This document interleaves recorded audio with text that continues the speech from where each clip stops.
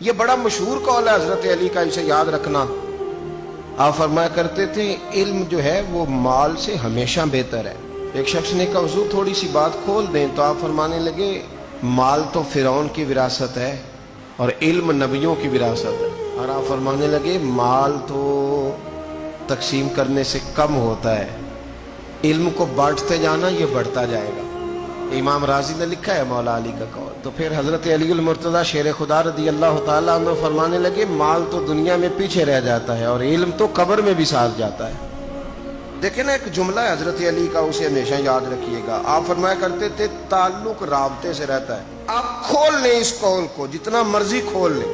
آپ فرمایا کرتے تھے رابطہ رہے تو بیگانے بھی اپنے ہو جاتے ہیں اور رابطہ نہ رہے تو اپنے بھی بیگانے ہو جاتے ہیں۔ دیکھیں نا بہت سارے لوگوں کی دوستیاں لگتی ہیں، وہ اتنی گہری ہوتی ہیں کہ رشتہ داریوں میں بدل جاتی ہیں، لیکن بہت سارے رشتہ دار ہیں آپ ملنا چھوڑ دیں ان سے تو گیا نا تعلق۔ فرماتے تھے تعلق قائم رہتا ہے رابطے سے، رابطہ رکھو گے تو تعلق رہے گا، ورنہ گہرے رشتے بھی۔ یہ میرے پاس جو کتاب میرے ہاتھ میں نا، یہ مصنف ابن ابی شیبہ ہے، یہ امام بخاری کے استاد کی کتاب ہے۔ انہوں نے حضرت علی کے کچھ قول لکھے ہیں۔ صاحب مصنف ابن شیبہ نے قول لکھا ہے حضرت علی المرتضیٰ شیر خدا رضی اللہ تعالیٰ عنہ اپنے بچوں کو اور اپنے دوستوں کو چند باتیں بتایا کرتے تھے، چند باتیں بتایا کرتے تھے، ان کی نصیحت کرتے تھے۔ میرا دل کرتا ہے بڑی آنکھیں کھول کے دل کھول کے یہ باتیں سنیں۔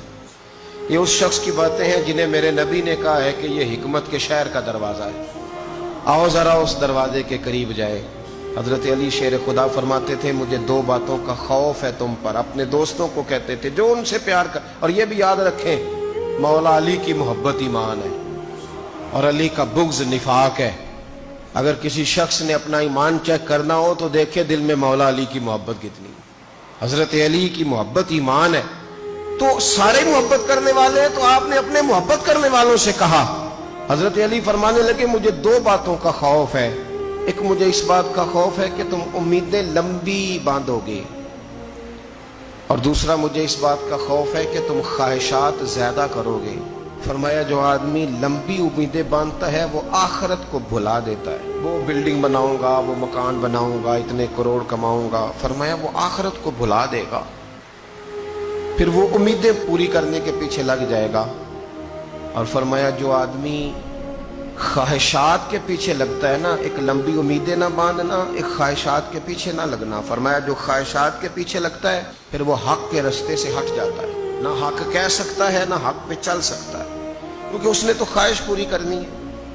اور جب بندہ حق بات کہتا ہے تو بہت ساری جگہوں پہ اسے تکلیف بھی آتی ہے۔ پھر حضرت علی المرتضیٰ شیر خدا کا ایک قول، اس کو ہمیشہ یاد رکھنا۔